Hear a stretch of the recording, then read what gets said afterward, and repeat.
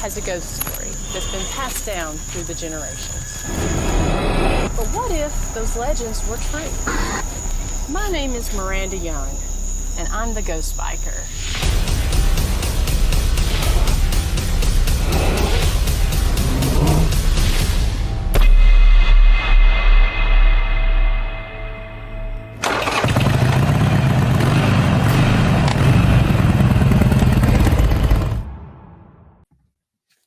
Hey everybody, happy Thursday, happy 1st of March, Women's History Month, spring, everything. We are glad to be here. You're watching the Ghost Biker Garage, and I am your host, the Ghost Biker, and we've got a great show tonight. We have had some wonderful shows starting off here in 2023, and it's just going to keep continuing to get better. Very excited about the people that we had in the past and the ones that we have lined up. Last week, we had Miss Pat O'Keefe from the Sisterhood, as well as one of the infamous Connor sisters, Miss Misty Connor. We talked about Southern Appalachian roots and history and granny witches and a lot of great topics with those ladies. I could have talked to them all evening long. They were just a wealth of knowledge with their books coming out and their shows and their new cards and just a lot of really cool stuff. If you missed last week, I definitely encourage you to go back, check that out, because that was definitely a very, very fun show. So I just want to say hello to a couple people over here in the audience. Hello, Miss Kimberly Horn. I'm very excited to get to meet you in person here at the end of this month at the Haunting at the Mill Paracon. I'm wondering here, let's see, Nancy says no audio. Can you guys hear me okay? I know that my guest and I were talking earlier, so please let me know if you guys can hear me okay. Hello, Janet Alms. Scott, looking forward to meeting you as well. We're definitely excited about that. Sylvain, thank you so much for tuning in tonight. Ken, we've got a lot of folks on here, and we definitely appreciate that. And thank you, Dr. Sumner, for confirming. I didn't think there was any audio issues, but I just definitely wanted to make sure, because I saw a comment that said that there was some issues. So anyways, like I said, we have a lot of things going on. March is Women's History Month, and we are celebrating that at the historic Scott County Jail by talking about some of the famous women there that in Scott County that did some very cool things there at the jail, as well as within the county itself. We're calling it Lost in the Shadows. We've got those flashlight tours there on our historic Scott County Jail Facebook page, and also on the website www.historicscottcojail.com. We have a bunch of those lined up for March. We are also back to normal business hours there at the jail, which we will be open Thursday through Monday through the month of March. We do have a couple dates that we're actually going to have to be closed due to some logistical issues and some traveling. We're not going to be open this Sunday and this Monday because I'm in the process of finally getting moved. And so I should be getting moved into my new farmhouse. Well, not my new, my old remodeled farmhouse, and into a new Ghost Biker Garage. Hopefully, fingers crossed, by next week. But that's what we're hoping for. So I will be in process of moving, and so we're going to have to actually be closed on that Sunday and Monday. Plus, also at the end of the month, Dr. Sumner has investigation. I've got a Paracon that we're going to be talking about tonight, so we will be closed at the end of the month. But that's just a couple of the different things. We do also have guided ghost hunts. We have a few paranormal investigation slots still open for the month of March. So if your team would like to investigate the historic Scott County Jail, you're going to want to go on there and get those dates booked as soon as you can. So I'm going to go ahead and talk just a little bit. Actually, I'm not going to mention the Paracon just yet because we're going to talk about that with tonight's guest. Normally, at the start of the show, I talk about the Paracons that we've got coming up. So we will talk about the haunting at the mill here when I get Brandon on here in a few minutes. But we do have a couple tickets left there for EnigmaCons, which is in April, and that's at St. Albans Sanatorium. Very excited about that. I know we've got a couple folks here in the chat room that's going to be going to that. Some of them are going to be speaking there. The ladies that were on last week, they're going to be speaking there as well. So that is April 22nd and 23rd, and that's there at St. Albans Sanatorium. So get your tickets before they sell out. I know EnigmaCons usually sells out for the VIP investigation there at St. Albans, and also for the tickets to listen to the speakers and to come in and see the vendors. So definitely go in, check that out at enigmacons.com. And I think you can also go to the St. Albans page and find the information on there as well for that event that's coming up. So I'm going to go ahead, introduce tonight's guest, because we've got a lot of really great things to talk about. I actually met him last month when I was on his podcast, Shaman Sundays, and such a fun conversation we had, fellow biker, fellow Southerner. We had a blast talking. And so we've got the links to that on my page. If you didn't catch it, hopefully you'll go back and watch it because we really had a good time. But tonight's guest, Mr. Brandon Cooper, he is the shaman for KD Stafford's team, Supernatural Inc. He is ancestrally tied to the Eastern Band of the Cherokee Nation and received training from the late Dianne Little Sparrow on and around the reservation as a youth. He is 100% disabled combat Marine veteran serving on a voluntary basis in 3 veteran service organizations: Veterans Haven of Honor, Semper Fi Barn, and Pickens County Veterans Board. He's been conducting and participating in paranormal investigations for the past 25 plus years. He is married to psychic medium Anna Cooper, and who is also part of the Supernatural Inc. team. And so we're going to be talking about all of that and a lot more with my guest, Mr. Brandon Cooper. Hey, Brandon. Hello, how are you? I am doing great. How about yourself? I'm exhausted. I've been flying all day, but you know what? I'm super stoked and honored to be on your show. So thank you so much. You are welcome. And, I'm honored that you took the time to come on tonight because I know we keep in contact quite a bit, and we've had this date booked for some time. And whenever you said you were traveling, but you were still going to be able to take the time and come on, I was so appreciative. So thank you for doing that. And also thank you for your service. Nah, thank you very much. I didn't do anything. But thank you. And before we get into, I've got this really deep question that I need to ask. Okay. So just because the raisins are covered in chocolate, right? They're still healthy, right? Sure, absolutely. They were once grapes.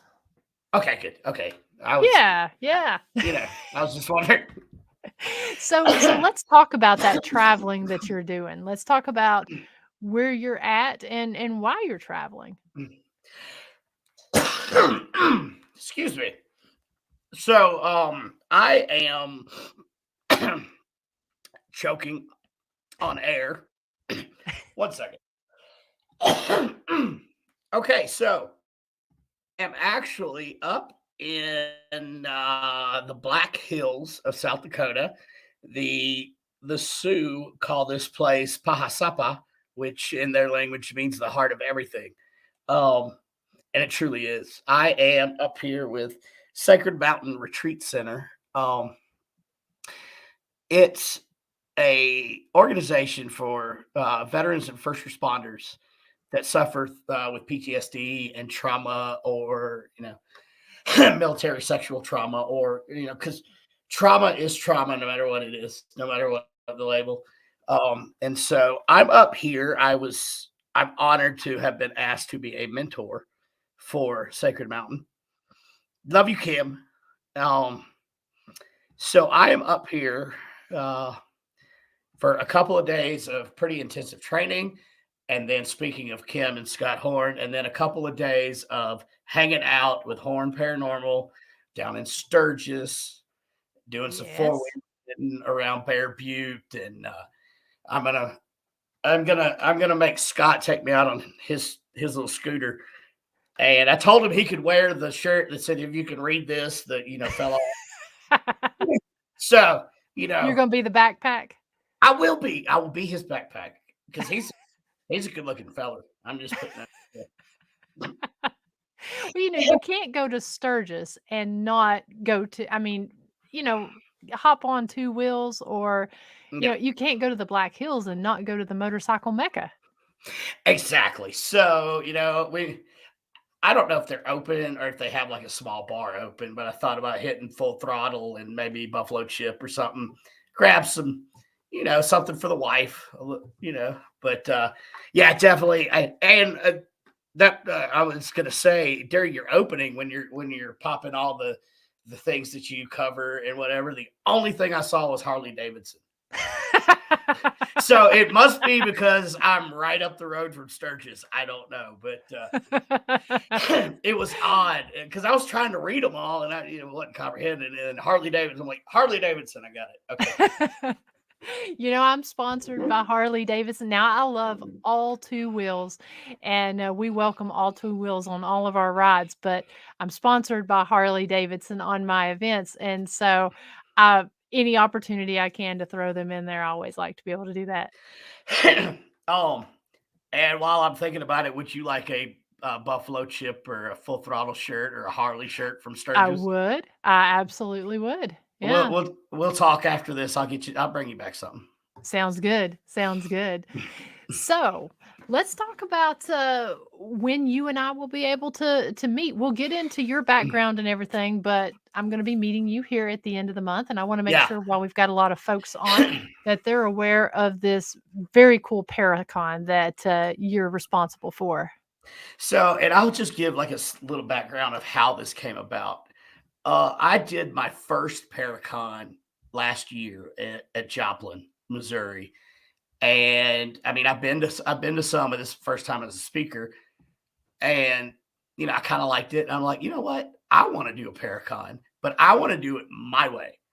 I want to do it. I want to make a Paracon that I want to go to. So I sat down with KD and KD Stafford, and we Hmm. kind of talked a little bit, and they gave me the old pep talk. So this is my very first Paracon I've ever put together. Um, but yeah, it's going to be great. It's the Haunting at the Mill Paracon in upstate South Carolina, prime moonshine country for some of y'all that like to indulge in the shine. There's plenty of it around.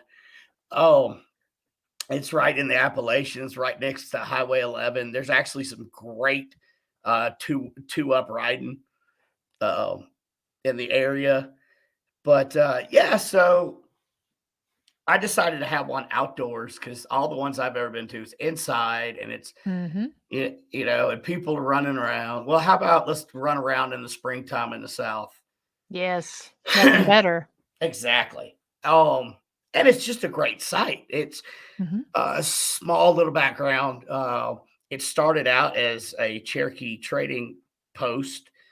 Um, the Buncombe Trail, which led from Oconee County all the way up to Asheville to the hunting grounds, pretty much starts here on Haygood Mill. There are petroglyphs that are probably 10,000 plus years old that were Wow. Okay. made by some natives. I don't know. It's prehistory. So, Hmm. but we know there's like 32 different, I think, petroglyphs in this rock. So it was a Wow. very, very, very important location for them to hand peck these Hmm. things. And then it was a mill that was run by slaves from a plantation that was about 2 miles away from this location. And Okay. in between the mill and the plantation is a slave graveyard that was just recently discovered. So Oh, okay. it was a cow pasture, and the guy, had no clue until some of the some of the family of the slaves that worked at Haygood Mill did some research and found out where their ancestors were buried. So now they've, cordoned it off, and they're trying to restore and get names.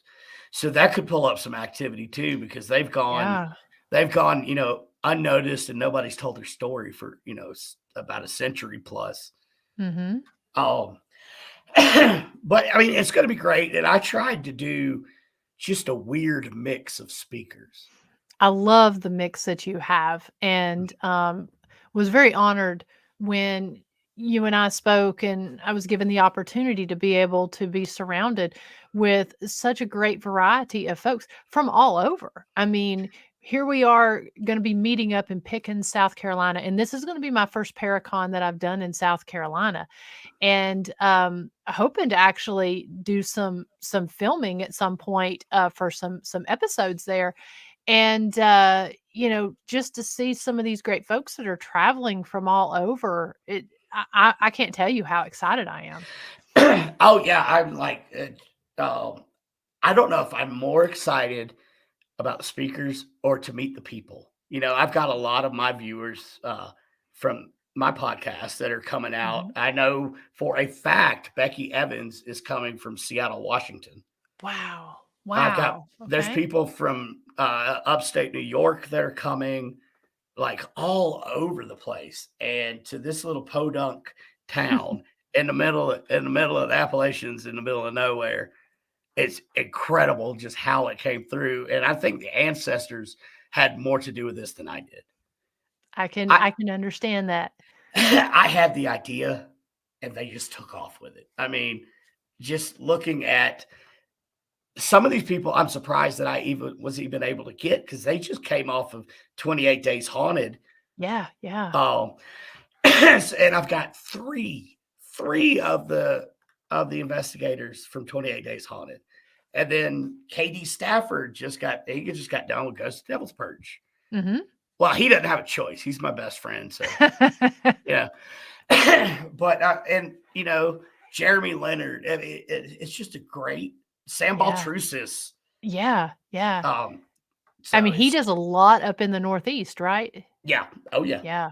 Yeah. He actually hosts Mass Paracon. That's his Okay. Paracon. Okay. Uh, but I just had him on my show recently, and I think he's doing several. But my Paracon kicks off his Whirlwind US tour. So Very nice. Yeah, yeah, I'm and super I honored. f I feel like this is so fitting after spending, last week talking about, the, granny witches of the Appalachians and different Appalachian superstitions and customs and everything. Having you on being, a fellow person from the Appalachians here and a Yep. fellow biker, talking about this Paracon that, I mean, all the funds go to the location, correct? The Right. preservation?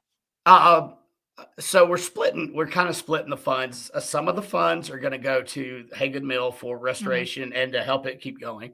Some of the proceeds are going to go to Veterans Haven of Honor, which I'm on the board of directors of Veterans Haven of Honor. What we're trying to do is build not a homeless shelter, but a a shelter to get homeless vets off the street, but not kick them out. Get them Yeah. help. Get them into the system. Get them whatever they need. Put them in programs like Sacred Mountain Retreat Center Mhm. or several others. Because just a brief history, I was that crazy veteran, combat PTSD, alcoholic, homeless, whole 9 yards, like hopeless, 3 suicide attempts. And if it wasn't for somebody to take the time to give me a hand up and not a hand out, Yeah. I would not be sitting here talking to you today. So now that I finally somewhat gotten my crazy life straight, now it's my turn to try to give back. I'm still going to be crazy because, I'm from South Carolina. I mean, they Crazy shoot, Southerners. right. Well, they shoot people in the low country. Had to.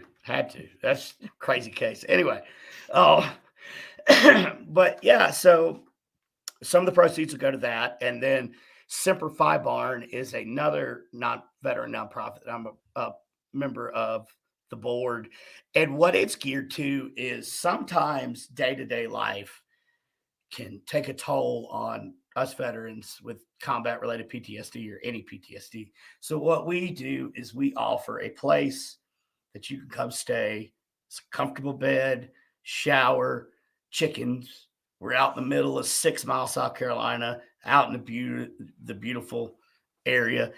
You can come stay the weekend for free.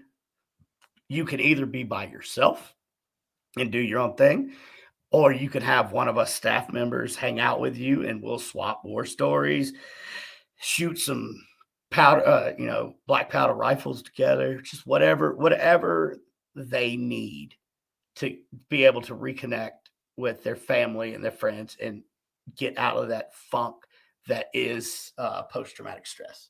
So I'm trying to spread it as much as I can.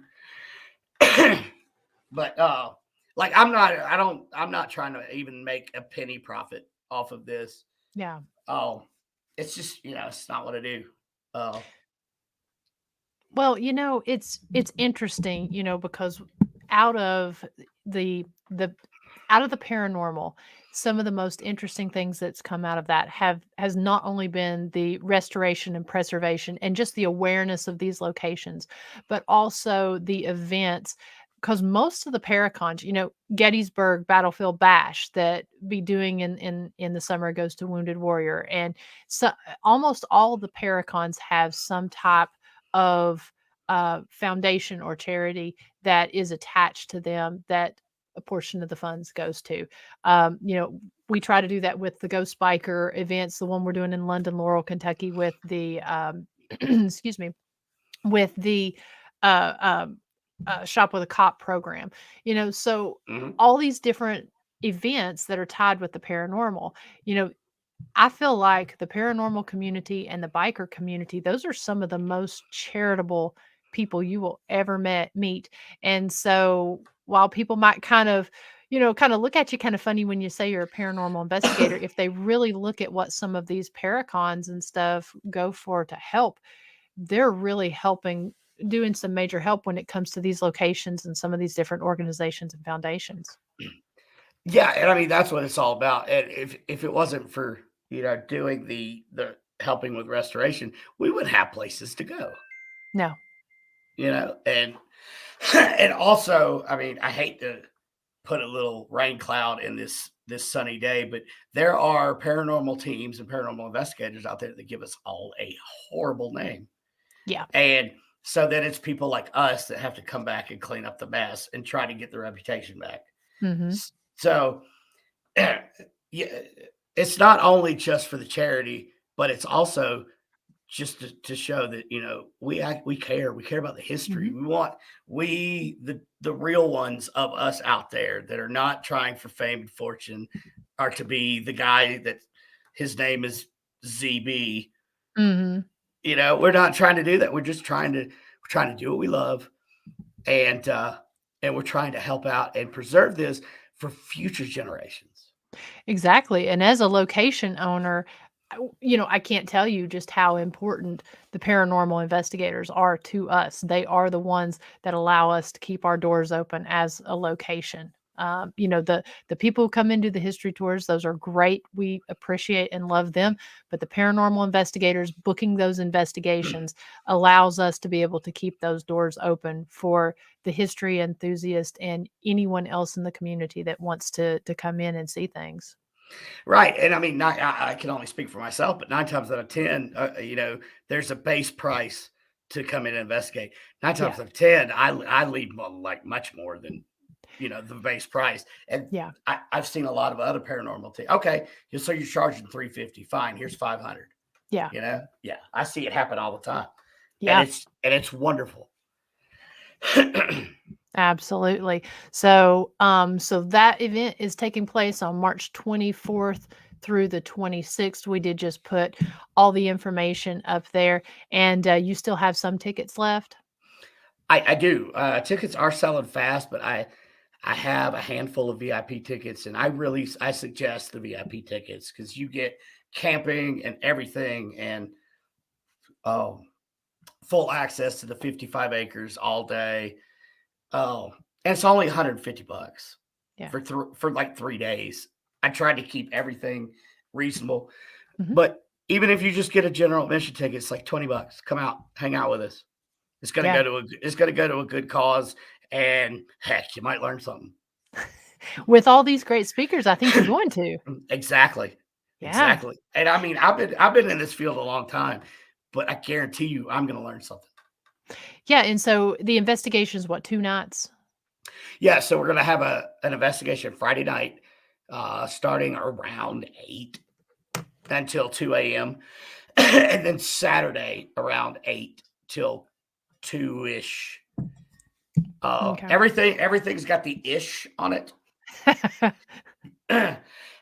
But because I want before the investigations, I want because the VIPs also get a meet and greet time with all the speakers, and like we are gonna do kind of like a one-on-one class on spirit boxes and how to use Mhm. this, how to use that. Um, so and if that goes a little bit long, that's where the ish comes in because I want to make sure the people that come and enjoy this and actually want to meet the people they see on TV, that Mhm. there's plenty of time to do that, because we got all night to investigate. So Right, right. So those tickets can be purchased on Eventbrite, and definitely, guys, go check out the Haunting at the Mill Paracon group page because that's got photos, that's got speaker bios, it's got information, it's got anything that you're gonna want to know about the Haunting at the Mill Paracon that's gonna take place on March 24th through the 26th. So, and that's, on Facebook, so definitely go and check that out. Um, so let's talk a little bit more about you, Brandon, and really how you got started with where you are, because I mean, you've been doing this for a long time and you have a very impressive background. so I guess it started, typical, especially well, I say typical for us in the Appalachian area. We grew up knowing there were spirits out in these woods. And we talked about it, but we didn't talk about it. Right? You know what I mean? Like Saturday night, you'd be talking about it, but Sunday, don't you mention that? Right. That's right. That's But right. so I was always interested, and then growing up around the Cherokee Reservation up in North Carolina, I had that background of, well, of course Bigfoot is real. You know, Mhm. of course the little people of the Appalachians are real, and they are real. But so that was my interest. But when I was about 10 years old, my grandfather passed away.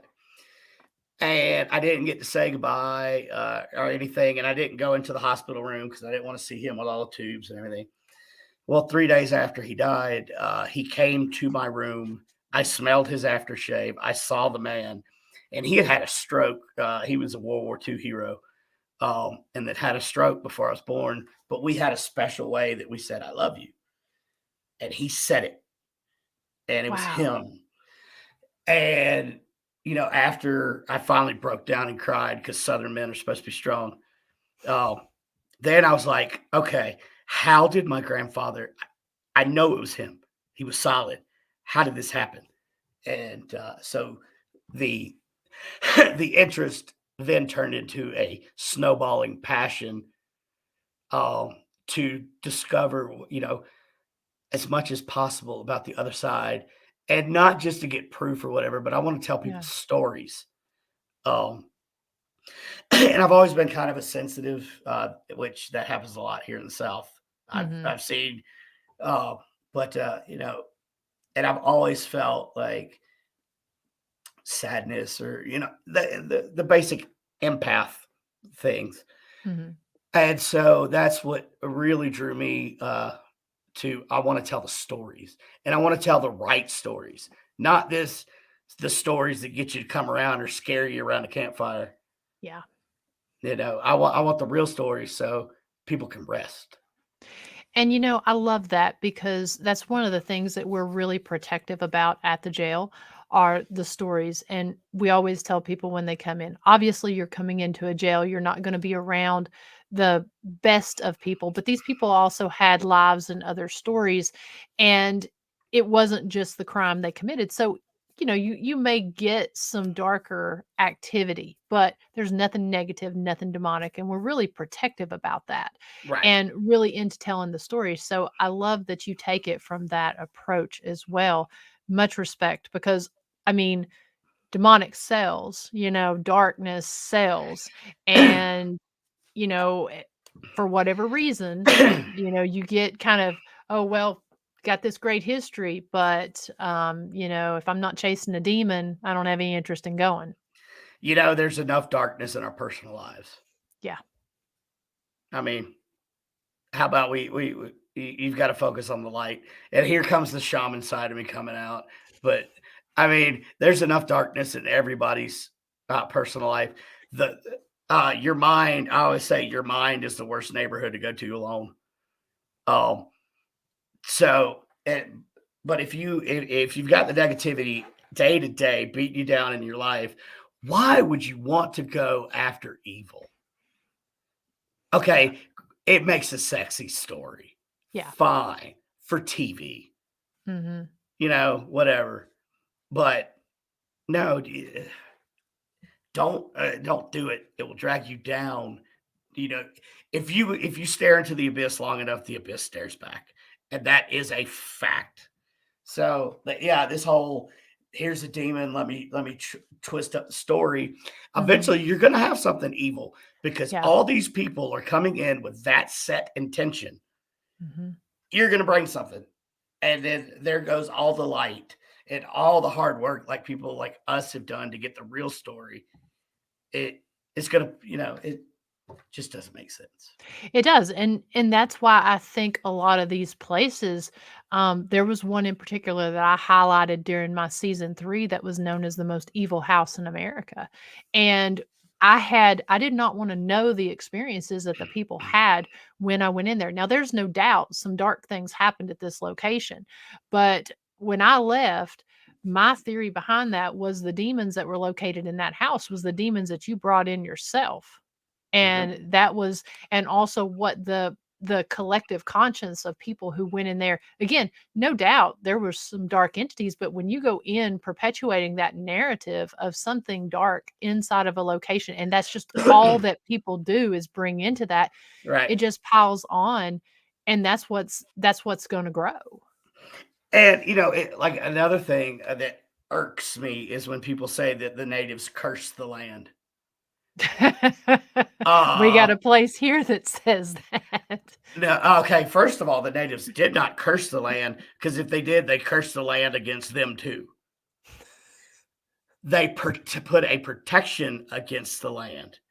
You're the one going out there screwing with burials and artifacts and mounds.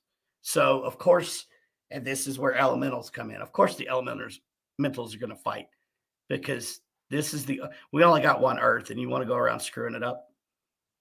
Eventually, yeah, it's going to turn on you because you got to protect what you got. That's another thing that just burns me up. So let's kind of talk about your shaman background. So you were trained at a very young age. Was the paranormal, so I know here we kind of talked about this a little bit before the show, and how that, you know it's something that's not always as accepted. It's something that's very well known within the southern region, but it's something that's not always accepted, especially being, in the Bible Belt and being just in a more conservative region.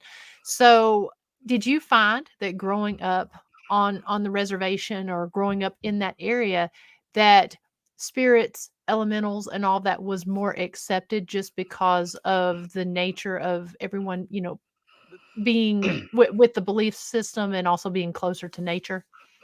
Well, and I thought about this on my 2 different plane rides to get out here because I knew we were going to talk about Bible Belt and shamanism Mhm. and how the people Christians like look at it as a paganistic or whatever. Well, if you look at it, preachers are shamans.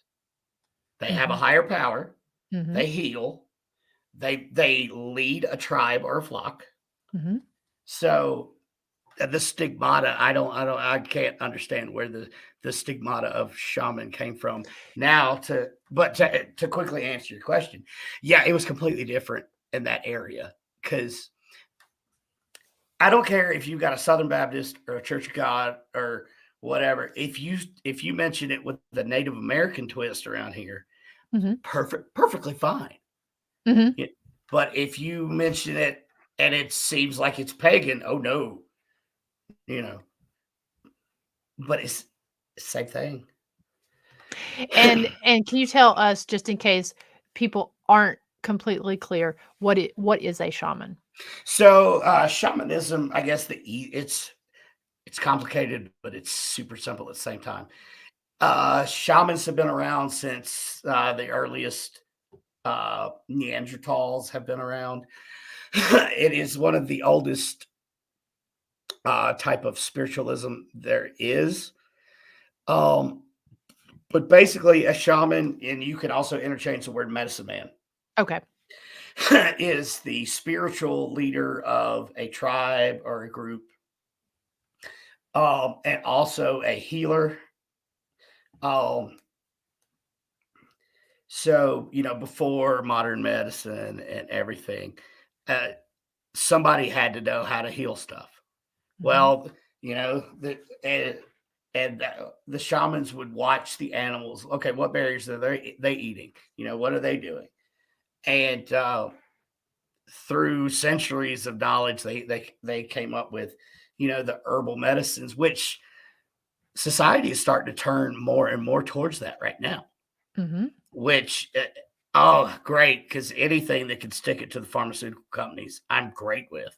Mhm. But a shaman their duties can vary from crossing over the dead, presiding over weddings, presiding over, a new chief of a tribe, or giving advice or telling stories to the kids.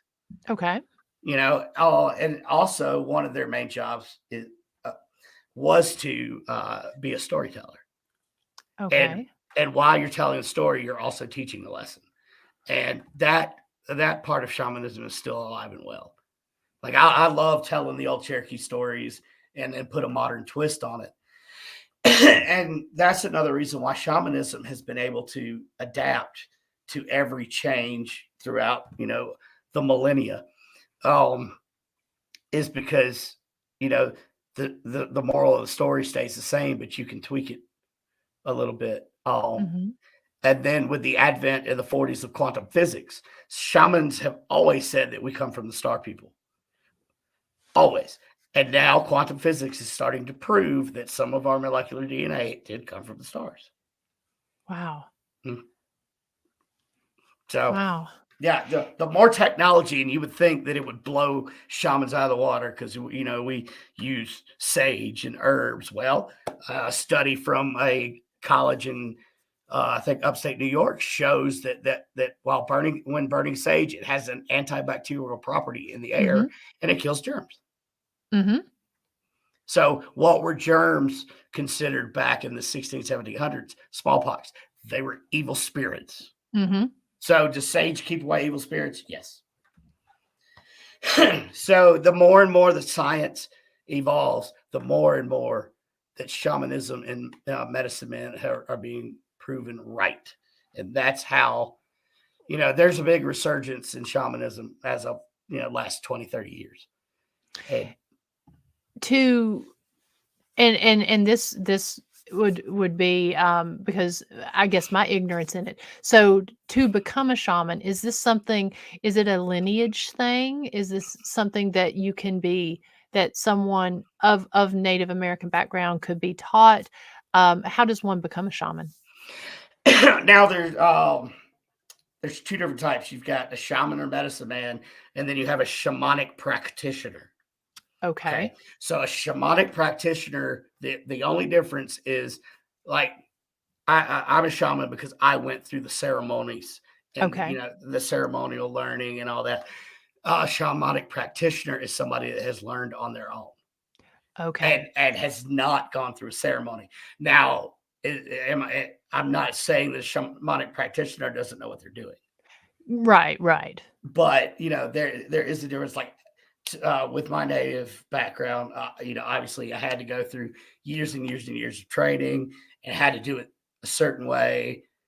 And you got to follow this path and you got to learn it this way. Whereas a shamanic practitioner is more of like a free spirit. They can kind of Okay. learn how they want to learn. And, I had one teacher, Dianne Sparrow, who passed away in 2003. And luckily, I had two more teachers come to me. One is Marvin Slowwalker, and he is the shaman of the Hopi Nation in Arizona. And then I have Gray Eyes, who lives in Black Mountain, North Carolina. Okay. So they kind of, I don't know, universe put them and us together. Mm-hmm. And that's the only way that I could continue is have a teacher.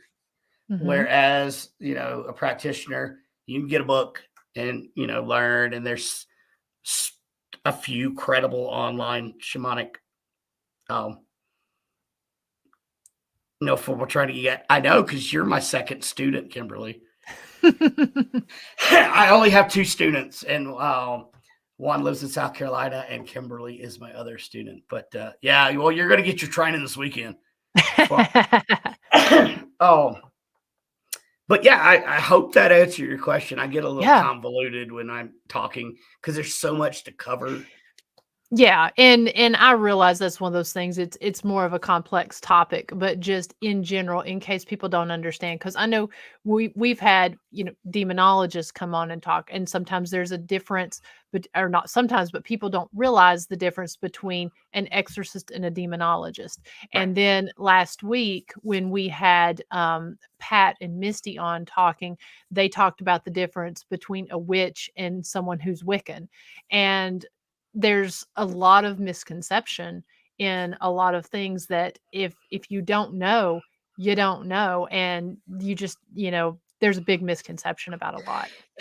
Well, in these realms of the metaphysical and spiritual, the ignorance truly is bliss to some people. Mm-hmm. Don't tell, I don't want to know what you are because then I couldn't hate you. And I hate to use the word, I don't like to use the word hate, but I mean, it's out there. As well as I do, it's out there. Yeah. And that's why a lot of people are ignorant to the fact of what a shaman does. I mean, it's no different than your preacher at your church. And so I guess my question is, and I'm trying to think of the correct way to ask it. So, when you because I've heard the debate of when people have somebody come in to take care of something inside the house, whether it be crossing it over, removing it, closing portals, what have you. And so you'll have some people that will contact a demonologist, some have a shaman come in. And so I know that there's a great debate between who do you get? Is it based on the living's belief? Is it based on the belief of if you're removing, I guess, something that was human or closing a portal, is it based on that entity? Or is it well, I mean, which is it? Is it based on your own belief structure or the person doing it, I guess? I think it all starts with the belief of the person that calls in, either the shaman or the demonologist. In cases of crossing over, a shaman or a demonologist are both equally qualified. It just depends on the person's comfort level of, because, demonologist is related to the Roman Catholic Church. So some people are more comfortable having, that Roman Catholic background come in and do it. Some people it really just depends on what you're comfortable with and what your belief, the person's belief system are. Okay. I think I've seen several round tables where people were talking, and I always thought it would be interesting to have a round table that had this was more or less a round table of demonologists. There were no shaman on the round table, but I thought that would be interesting, where you have these people that are doing these specific tasks that are very similar but also different. And there was just everywhere I look, I've seen the debate of who do you contact, and some people say it's based on the energy, some say it's based on your belief structure, because if you don't believe it, then it's not gonna, because a lot of it's about empowering the Right. person.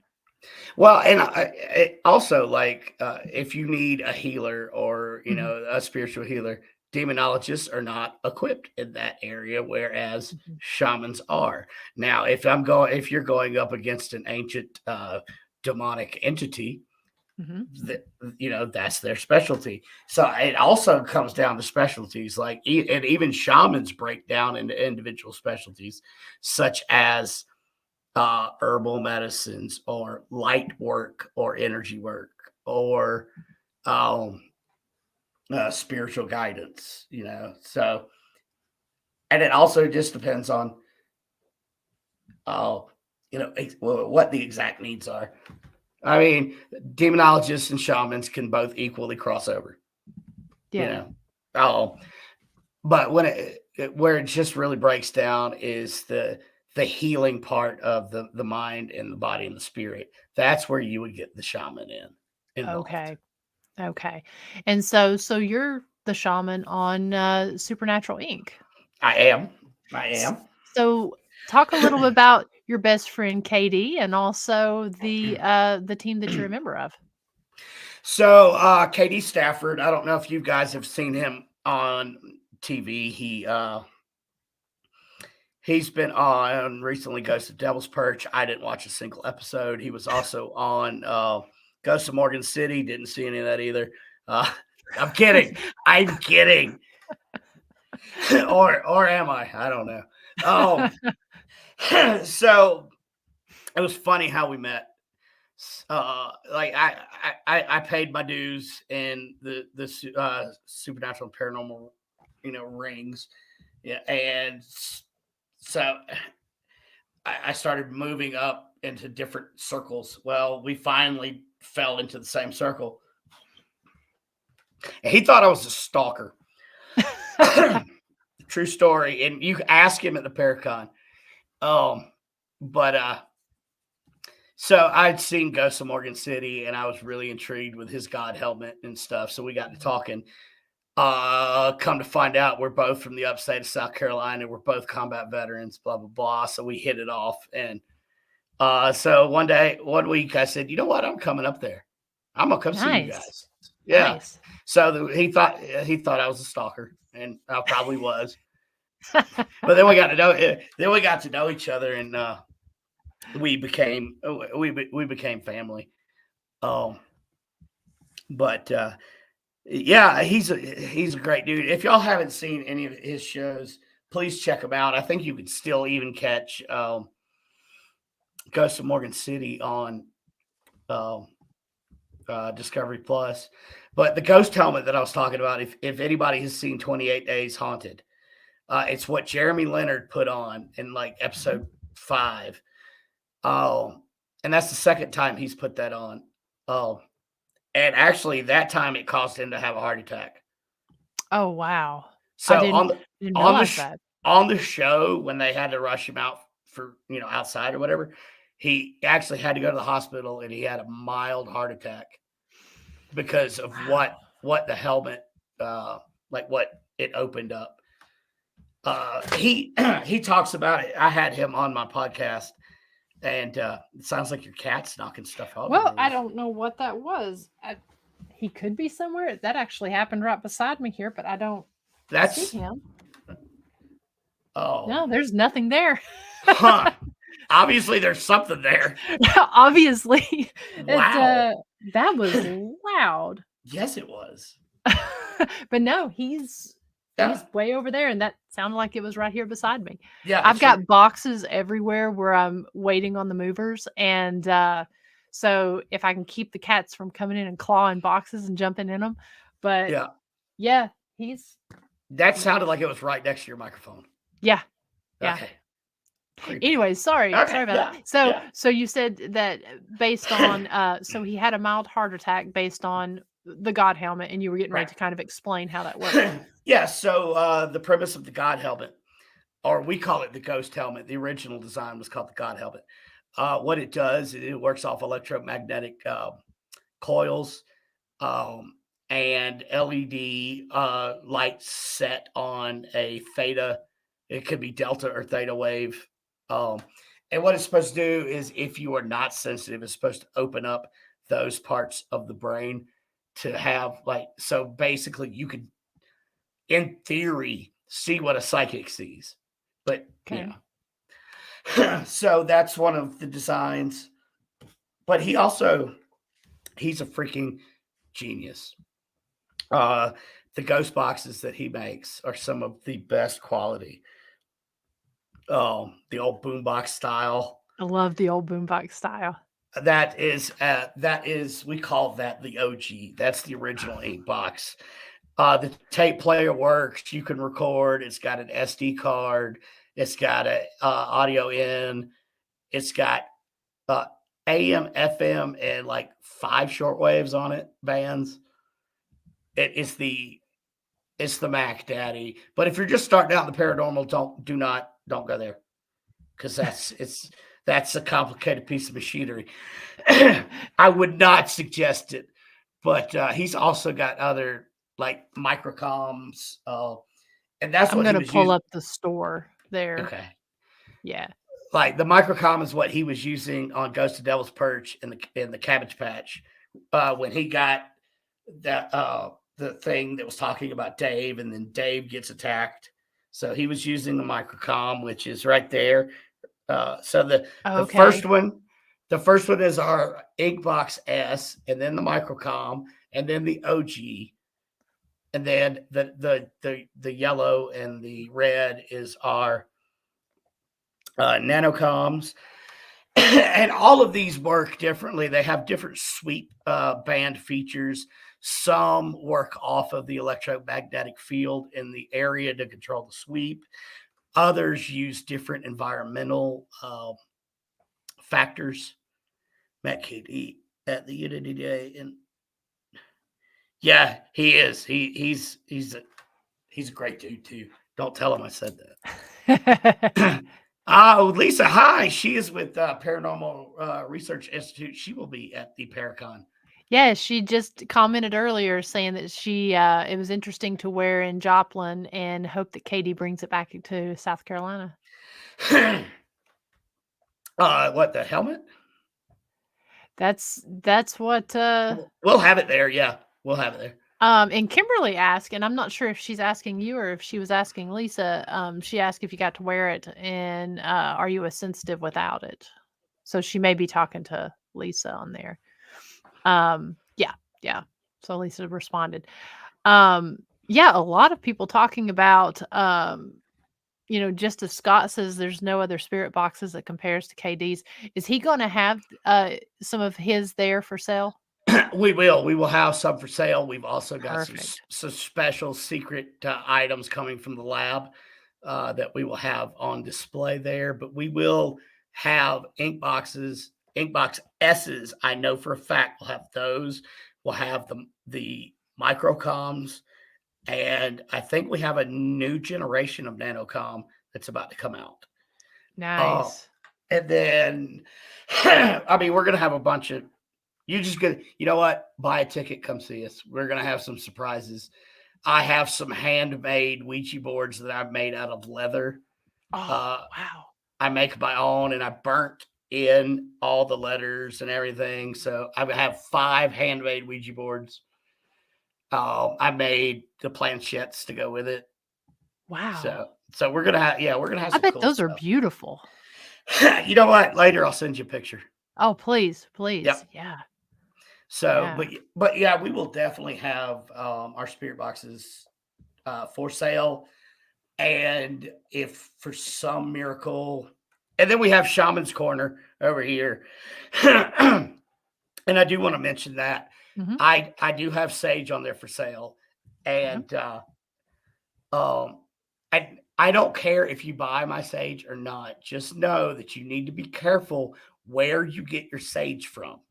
You need to know where it comes from and how it's picked, because the intentions of the person that picked it is inside that sage. And when you burn it, those intentions come out. So you need to be really careful. I know some rock shops and crystal shops, they sell it. And Mm-hmm. that's great. But I know I source my own. It is all native grown and native gotten. Just be careful with your sage. That's And that's great yeah. advice. Any other advice? Because I know a lot of people burn sage. Any other great advice for that for anyone, that uses sage and certain crystals and that sort of thing? Yeah, like I've been asked a lot, is there a certain way to sage? And yes, there is. You start at the furthest back room, you start at the top, you sage down, you sage out, and you always sage towards the front door and you move backwards. So the last thing is that you sage and you're pushing it out through the open door. Make sure the door is open if you want to cleanse your entire house, because it's got to go somewhere. Open a window or open a door, but always start from the back, and then from the back room and then up to down. Wonderful. Yep. Wonderful. Great advice there. We could probably do almost a whole episode on that alone. Oh yeah, yeah. Because I mean, there's so many questions like, what if my sage doesn't burn? What does it mean? Well, it doesn't mean anything. It means it's probably too like packed too hard.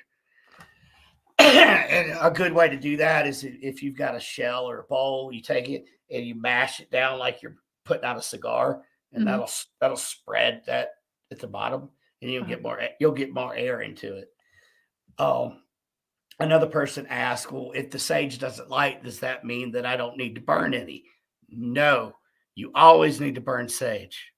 It's not gonna not light because it doesn't need to. That's another, it may be packed a little too hard, or you need to unwrap a little bit.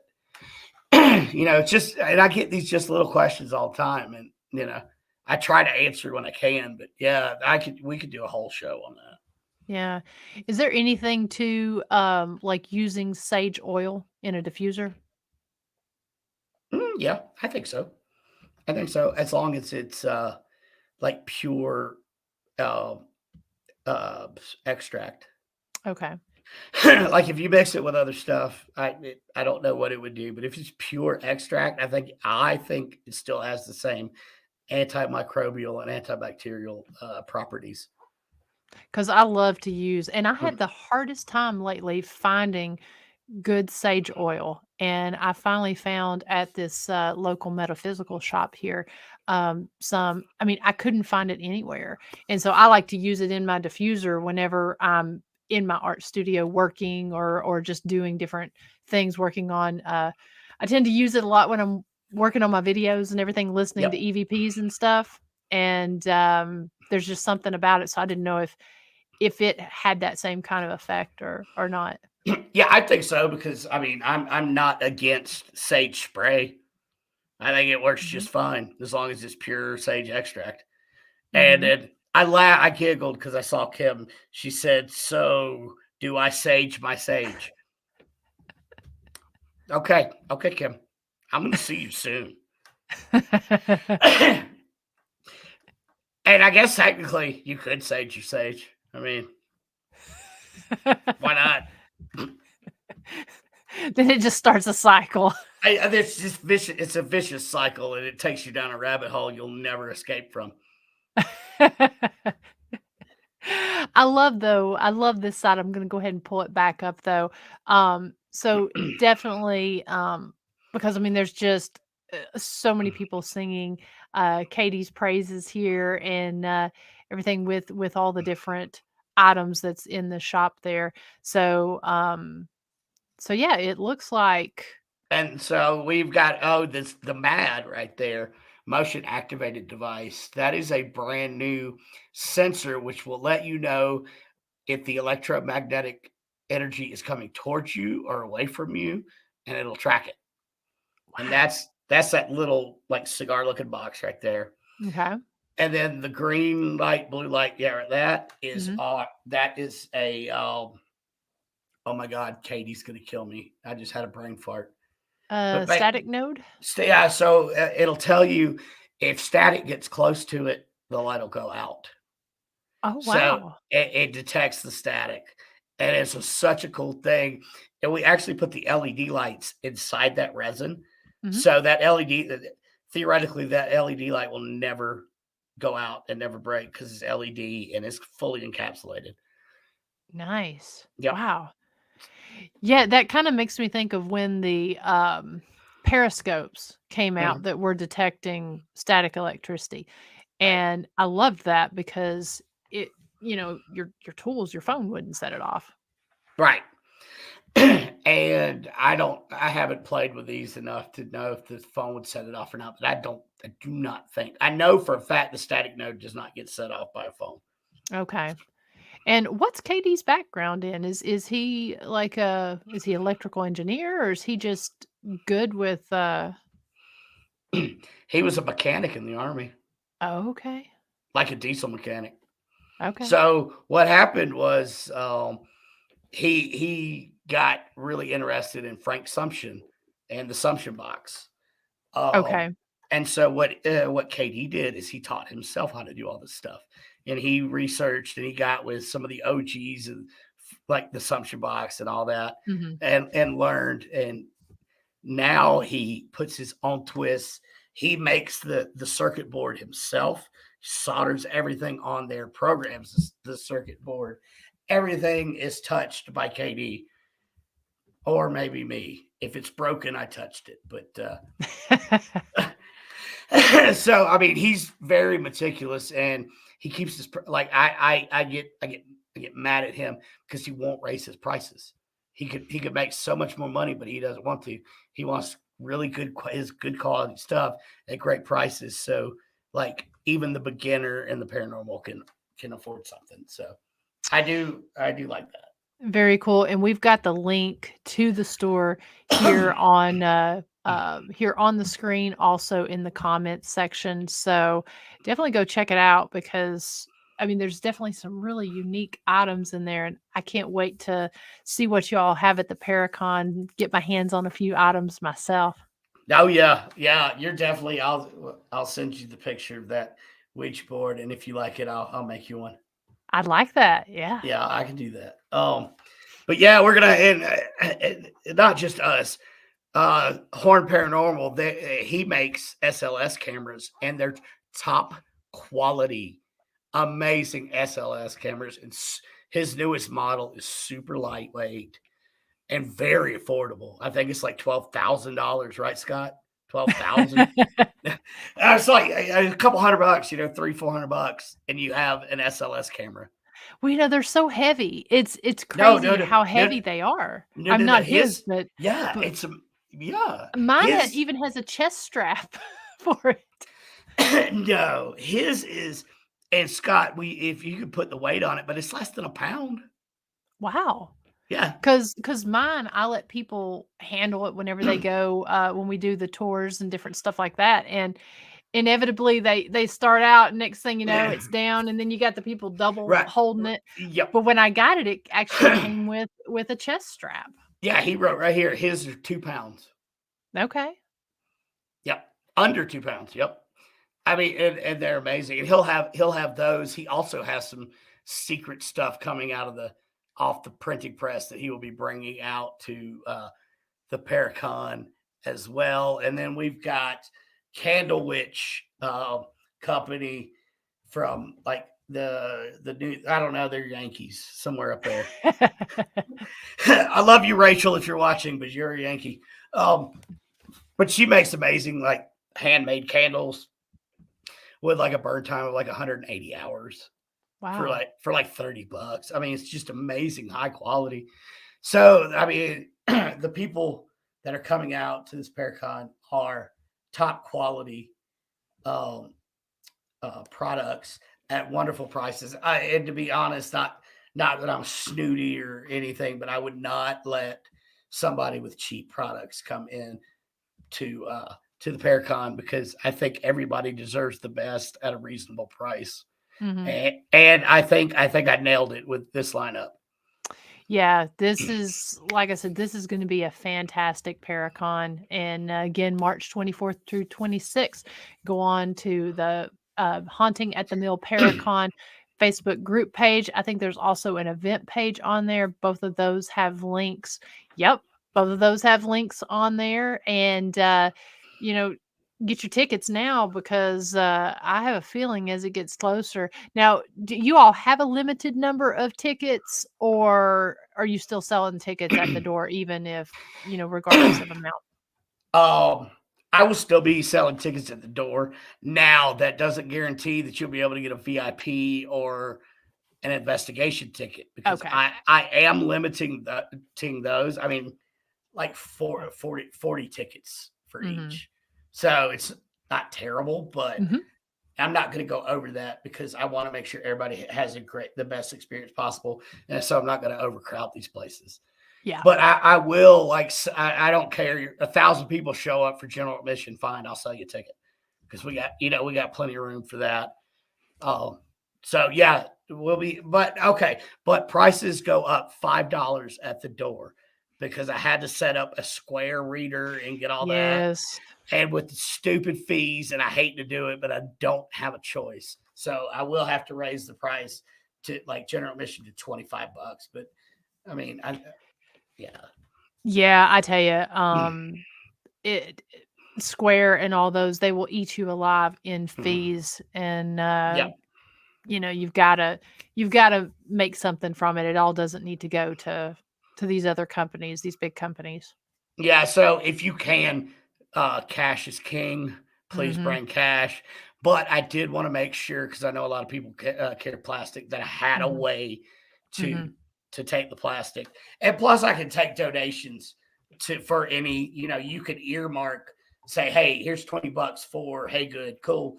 Mhm. I could put it in that way and keep track of it. But Is I want. there is it just in case, because I know when you go to a location that has a lot of vendors, I tell you personally myself, I do accept cards for like my drawings and Ghost Biker merchandise, but I'm actually trying to transition away from that because again, the fees are so high. So I know a lot of vendors may only accept cash. So when you guys come, Yeah. definitely do that. Is there ATMs or anything nearby? I didn't know how off the beaten path or if this is something people should kind of prepare for when they come. I would say prepare for it when you come. Now you can get into town in like 10 minutes. Okay. So, if you see something you like, yeah, you can run to town, but it's going to take you 20, 30 minutes. Hmm. So I would prepare. Now, there's no possible way to prepare for everything that you want because you're not going to know. Yeah. And I tried to get a mobile ATM out there, but they were going to charge a ridiculous fee, and I'm not going to let you pay $5 to pull money out. Yeah. So I can't do that on good conscience. I'm just not going to let you get ripped off by a company. So, there's banks in town. Okay. I didn't know how out there the mill was. I mean, yeah, 10 minutes. I mean, there's a uh little country store that kind of sells everything right down the road. That I think they might have an ATM in there. Okay. And they sell hot dogs. It's one of them country places. Them hot dogs are pretty good. There you can't beat Yeah. that. Yep. So we're getting here at the end of the show. So go ahead, plug everything again where people can follow what you're doing with Supernatural Inc., with your veterans organizations, with the meal, with your podcast. Busy guy. Why don't you go ahead and plug everything that's going on and where they can find you? Yeah, sure. So every Sunday at 9 p.m. Eastern, I have Shaman Sundays. You can find us on my YouTube channel at Shaman Sundays, or on Facebook, Shaman Sundays on Facebook, or Sky Door Entertainment on Facebook. That is the podcasting channel that I am on. Please check me out. I do know that I have Carter Burchard coming on Sunday, so we're going to talk some Bigfoot, some cryptids. He's coming out with his third book, or he has come out with it, so that should be pretty good. The Haunting of the Mill Paracon. We only have the one site, and that is on Facebook. You just type in a little search thingy. The Haunting at the Mill. It'll pop up. Join the group, and you'll be able to keep up. That would be the Haunting at the Mill Paracon, 24th through the 26th, here in the upstate. Well, not here because I'm in South Dakota, but there in the upstate of South Carolina, where there's not 1,200 feet of snow. It's ridiculous. I'm cold. I wore shorts. But yeah, it's going to be great. And it's the first time it's ever been professionally investigated. So it's going to check that out. Sacred Mountain Retreat Center. It's Sacred Mountain MNT Retreat .org, I think. Just type it in the Google search, Sacred Mountain Retreat, Deadwood, South Dakota. Check them out. And if you or someone you love is a veteran or first responder that is suffering, you're not alone. Don't suffer alone. We will bring you up here to the Black Hills. We'll love on you, and hopefully we'll help you live a better quality of life. I know I'm a living example of what Jared and Tara have done with this organization, because I wouldn't be here without them. Check out Supernatural Inc. Paranormal.com. You can follow all of our shenanigans on that. Our store is store.supernatural.inc. Check out all of our cool products. We're going to be all over the place in Paracons. We're going to be in Eureka Springs, Arkansas. We're going to be in Kansas City for the Metaphysical Con. We're going to be in Overland Park, Kansas. We're going to be at the Josephine Hotel. We're going to be at the Pythian Castle. We're going to be in Potosi, Missouri. I'm going to be at Trans-Allegheny. Somebody shoot me. I'm tired already. I was going to say, I mean, do you all have somewhere that has all these listed as they come up? They will be up on the Supernatural Inc. Facebook page. Okay. We're getting dates in like every day, so we're trying to fill out the calendar. But yeah, we're going to be all over the place. Ever since I got sober, I wasted 25 years or so of my life being an alcoholic with no purpose, no way to go. And thanks to Sacred Mountain Retreat, I'm coming up on 2 years of sobriety, and I've got a lot of time to make up for. So I'm going to be all over the place. I love it. I love it. You're a man with a purpose. I got it. I got to do it. I love it. I love it. And like I said, we appreciate you taking the time to come on here tonight. We appreciate all the folks over here in the chat room that have had such wonderful comments and questions and everything. I'm really looking forward to meeting most of you at the event there in South Carolina on the 24th through the 26th. So really looking forward to that. And one last thing that I'd like to mention. If you are in need of a shaman or spiritual guidance, I don't charge a dime. If you need anything, I don't care if it's just a shoulder to cry on. shamansundays@gmail.com. Shoot me an email and we will get together. Anything that you need. This is being given freely to me. Therefore, I cannot charge you for what is being freely given to me. So if you ever need anything, or if you just want to talk about your sage and how to sage your sage with sage, just send me a message. There we go. Got that out. And folks definitely need to check out your show on Sunday nights, because that was such a fun conversation that we had. And I know you've had some really great guests on there. So Sunday nights, and what was the time you said? 9 p.m. Okay. All right. Eastern. Okay, perfect. Yes, again, thank you all so much. Definitely go on, check out my website, ghostbikerexplorations.com, Ghost Biker Explorations on Facebook and YouTube, where we have this weekly show that we're doing tonight. We also are working on season 6, and also have our events that it's going to be coming up throughout the year. Definitely not traveling as much as Brandon here, but Definitely go and Woo! check out the historic scottcojail.com page and book an investigation. You can do an investigation with myself, with my business partner, Dr. Sumner, or you can come and you can investigate it yourself, do one of our really cool flashlight tours, or come in and just take in the true crime history there at the jail. Got a lot of stuff going on there. Also, our podcast that we do on Sunday nights at 8 p.m. Eastern Time. Come in, prime the engine with us, and then hit Brandon at 9. We are actually covering right now historic jails from all around the country. It's called the Jailhouse Informant Podcast. And we've, for the past 6 weeks, we've visited jails from all around the country. And we're hoping to hit at one in every state and start hitting some international jails as well, where they talk about what they're doing with the preservation and where you can investigate, and just a lot of great information on that. Also, programming note on for my show. Like I said, coming up during the month of March here, we've got a lot of great guests. Next week, we're going to have Wendy Cox from the Juicy Pear. The week after that, it will be Dr. Harry Millman. He is a forensic scientist, and he's going to be talking forensics with us. And then Kevin Kane. He is a haunted doll collector. We're going to be talking about his collection, his books, and some of the activity that he has experienced. And then at the very end of the month, we're going to round it out with Miss Lori Yaney, who is an author. Met her last week. She was in the audience, and she's wonderful author and sent me a couple books to check out that I can't wait to share. So definitely want to tune in every night, every Thursday night at 9 p.m. Eastern Time, and check out these guests that we've got lined up for the month of March. So anything I've left out, Brandon, or anything else you want to add?